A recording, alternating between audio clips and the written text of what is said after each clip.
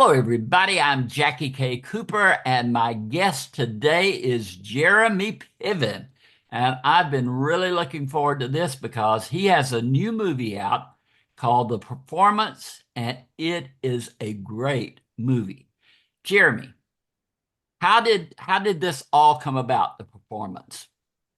My mother, who has been my acting teacher since I was a kid, loves to read and keep her mind sharp. And she was reading this short story in the New Yorker by Arthur Miller called The Performance, gave it to me, and said, "This is a beautiful role for you." And my mom is not someone who uses her words frivolously, Aha. so it landed with me, and I was blown away by it for many reasons, and it also because it just really shows the power of storytelling, that you can learn about these characters and see different points of view, and then have something revealed from an angle that a lot of people don't, might not have seen coming. Um, I had my sister adapt it and direct it, and here we are 15 years later.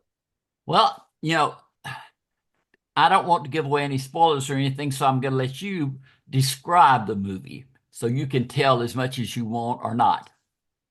So you don't have to. I love it. What do you mean? What do you mean you don't have to love it? I loved it. No, no, no, of course.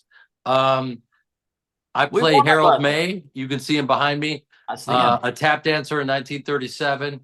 And, he wants to have a family, and he's not really making a great living, as a lot of tap dancers to this day don't. And he gets offered the opportunity of a lifetime, can make more money than he's ever made. He has to hide his identity, head to Germany. And at that time, just before the Holocaust, basically risk his life. And the stakes couldn't be any higher. And it's the role of a lifetime. And I'm just honored that we get a chance to put it out. It's finally going to be released December 13th, next week, Next in week. Chicago. So it's just going to have one theater run, or We're going to start at the River East Theater, AMC Theater in Chicago, and for your consideration. And then we're going to open wide on February 7th. okay, yeah, because I'm a member of two critics groups, and we're already getting deadlines to see and vote and all that stuff. So I hope everybody takes advantage of the chance to watch it. Uh, did y'all send out screeners?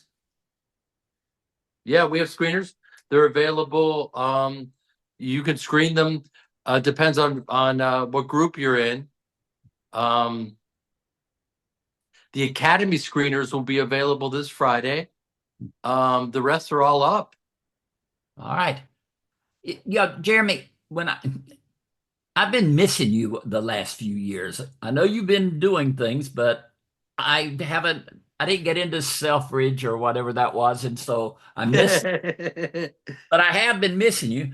And I don't know, I felt like that there are certain actors that there are movie roles that come along or Broadway roles or whatever, and it's the perfect match. And it's like the role of a lifetime that you just fit right in. And that's the way I feel about Harold May and Jeremy Piven. Well, thank you for that. I appreciate that. You feel that way about it. 1000%. It is it's the best work of my life, and wouldn't you say? I would say Yeah, thank you. echo, Um, echo. yeah. You know, I love the fact that I get to talk about this role, and drive people in to see this, because um I hope I inspire people to not give up, for many reasons. This film, my mother gave me the short story 15 years ago. I've been paying for the rights ever since. I think, people wondering, why don't you just give up? It's not going to happen. If you don't give up, on the other side of that this is so rewarding, and it makes sense. Yeah, I guess, we don't want it to be hard. It'd be nice if it was easy, but it's never been harder than this particular role in this movie to get made, and every year they said, no, we don't want to make it. I got better at tap. And here we are. I finally got good enough to pull the role off. And, we're dealing with anti Semitism and confusion and war. And this film has never been more relevant. So Right now, yes. you got to trust in the divine timing. And that's where we're at right now. Well, you also, I mean, I know Robert Carlyle is his name, and Maisie, I can't think of her name, last name right off the top of my head, who's in it with you. You're female. Robert Carlyle, to start with, Robert Carlyle is unrecognizable um, in this role. Yeah, I had to go back and look to see, I wait a minute, is I that mean, Robert Carlyle? yeah, he's just absolutely brilliant. And I talk about, look, I can't imagine anyone else playing this role better. And I mean that. I don't know if, you name some of the greatest actors in the world, Liam Neeson, Ray Fiennes, whatever. This guy hits on all cylinders. He's totally charming and charismatic and terrifying. But too, Jeremy, he's one of those actors, y'all enhance each other. It's For like sure. you're playing off of a consummate artist, and it elevates both of you to another level. Thank you. My sister felt the same way, who directed it. She saw the two of us. It was our first big scene of the film, and it's where he comes backstage and tells me how much he appreciates me as an artist. And my sister and her co-writer Josh Salzberg got emotional watching it because you try to figure these movies out and you work on them and you try to get the money, and then 15 years later it comes to fruition. And listen, man, it's been a long journey, but Robert Carlyle was absolutely perfect, and I got to play off that, and he raised my level as an actor. And so that's one of the many reasons I think it's my best work. Yeah, I think it is too. Also, one thing I love, the movie is perfectly bookended. That Yeah, you set it up at the first and you close it out at the end. And yeah, I love that about it. I don't know if that was in Miller's story or not, but it whoever wasn't. It wasn't. whoever put it together, that was a beautiful way. Yeah, well, my sister and Josh Salzberg really went to great lengths to figure that out. The short story by Arthur Miller, Pulitzer Prize winning, everyone knows him from many of his brilliant plays and screenplays. Um, of course, Death of a Salesman, married to Marilyn Monroe. Yeah. His daughter, Rebecca Miller, owns the rights, and I had to go to her and her husband, Daniel Day-Lewis, that viciously mediocre actor. Come back, Daniel, come back. Yeah, he's coming back. Thank God. We love it. So I went to them to get the rights, and I got lucky and got the rights. And the short story is a sketch, and you have Fugler and you have Harold, and Harold's almost doing it, speaking about the story like he's doing an interview like this. But Shira and Josh kind of explored and heightened, so that you're right, it does bookend. We don't want to give away too much, Oh, no, no, no. um, but But it does it is a beautifully. beautiful way of putting it. Yeah. It he starts off as this um tap dancer, 1937, Jewish, doing his thing, doesn't really have enough money to have a family and to really engage in the things that he wants to in this life. And so hence why he's so seduced by these opportunities. You know, what amazes me about Harold May too is I'm not a judge. I can't judge tap dancing. It looked good to me, whatever. But he sells it. You as Harold May just sells it so much. Like, look at me. I'm great. So how long before the movie did you start taking tap lessons? Uh Total of somewhere around 12 years. Whoa. Yeah, because it's now been 15 years. Um, but yeah, every year they said no. I just kept tapping and staying after it, and my teachers were all very patient with me. And then the timing of the universe comes together, and I the more they said no, the better I got at tap. So it's kind of ironic. Well, you sell it. You come Well, across as a tap dancer. thank you. One of the things that I learned, I've been a drummer my whole life, so I understand rhythmically where how to stick the landing, where it all lives. But playing the drums with your hands and playing the drums with your feet are two different things. But they do inform each other. And my teacher and choreographer, Jared Grimes, he showed me, he taught me a lot. And if you're having fun, if you're if you know the choreography and you're having a great time, other people are going to want to have a great time with you. So I think that's what you're referring to. And it took me a long time to find that because a lot of times it's just pure humiliation. You're just trying to figure it out, and everyone's running circles around you. And I think that's the way life is. If you're okay humiliating yourself, and you stay with it, you're going to break through. Well, Jeremy, what do you think this role is going to mean for your career? I feel like everybody who sees this got to say, "Oh my gosh, Jeremy Piven, here he is." Yeah, here he is. He's a half a century overnight success. Well, we knew who you were. It's just this Yeah. just seems like a whole different thing. Yeah, you can know you're capable of something, um, but really getting after it and making sure that it comes to fruition are two different things. I'm just so grateful that it happened.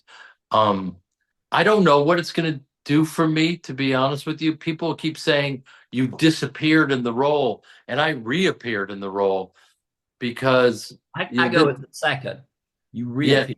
yeah, reappeared because this character. They always ask me about Ari Gold. They said, "How much are you really like him?"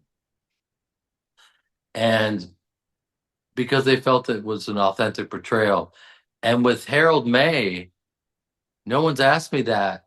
But the reality is I there's a lot of similarities with me and this character. And so it was very easy to disappear and reemerge into this beautiful character. Well, okay, you've got this coming out December 13th and everybody's there. But what is next for Jeremy Piven? Have you even looked at that? I haven't looked at it, man, because to be honest with you, I'm so immersed in this film and I'm producing it as well. So this process of how to get a film sold and made and put into theaters, and wow, I have so much respect now for anyone who's even done this because I've always been a journeyman actor doing my thing, get the job, do the best you can. And this is intense, man. And but it's all worth it. So would you ever do the same thing again? Produce the movie, create the movie, or Absolutely, man, because it's such a great reward. Like you get to do what you love that you're connected with and tell a story that represents your soul. I know that sounds very pretentious, but I don't care. I'm looking at this other story about Lenny Bruce, who basically died for our freedom of speech, one of the great comedians of his time. And I would love to play him. And so now it's time to God, it's such a pretentious word to introduce this word legacy in, but it's about what do I connect with, really connect with, and what do I want to say. you know, I have a friend named Chris Whitaker who wrote a bestseller called The Color of the Dark. I don't know if you're familiar with that book or not, but it just got off the bestseller list. But they've optioned it for the screen. and there's the role in it of the art dealer. And you would be so perfect for that role. I was reading the book and I was thinking, this is Jeremy Piven. Wow. Well, So thank you. Art jump dealers on are it. art dealers are fascinating because they they somehow convince people what art is, as opposed to like, this is filmmaking. You're either moved by it or you're not. You're either with the story, you're not. I told my sister, start on my feet and pan to my face in that first scene. Let the audience know, oh, okay, those are his feet. He's dancing, so they can just enjoy the ride. You know what I mean? But with art, they're convincing people the value of art, and those guys are fascinating to me. So the color of darkness. The color of the dark. The color of the dark. Okay. You'll Color. have this on tape through I'll Beverly give Hills. you 10%. You get it, but I'm telling you, they're getting ready to cast it, so I want you in it. Thank you, man. I appreciate it. You So better let me know. you work harder than my agent. well, Oh well, wait, I don't have an agent. seriously, it was just that thing of I was reading the book and I was thinking of you, so that was an easy. But is your whole family theatrical? Yeah. My mother and father are actors, directors, and teachers, and they were my acting teachers from the time I was 8. My sister as well, and then she ended up directing both my parents on stage, and now I've been directed by Shira. So How is that to have your sister tell direct well, you? no, I mean, she's a great director. Yeah, she's my older sister and all that stuff, but you put all that away and she's just great at what she does, and I'm lucky to be directed by her. So there were no complications with it being family and you having different viewpoints or There was one my moment goodness. where she wanted me to wear something, and she kind of approved this costume idea, and I just thought it wasn't appropriate for my character. And I forgot I was the producer, because I've been an actor my whole life. I never, so I kept forgetting that I'm the actual producer. So I could have like put my foot down and No, it's my way. yeah, exactly. Exactly. Maybe next time. Well, listen, this has been great. I am looking forward to the performance sweeping the country, getting From your more, mouth to God's ears. I absolutely getting more popular with every day that goes by. And Let's go. I'm going to be putting it on every bit of social media I've got. And It's up to you. it's my movie. Let's go. Let's go. Thank Jeremy Piven, Color of the Dark. thank you so much. Thank you, buddy. I appreciate it. I Take really do. take care, buddy. This has been Jackie K. Cooper interviewing Jeremy Piven.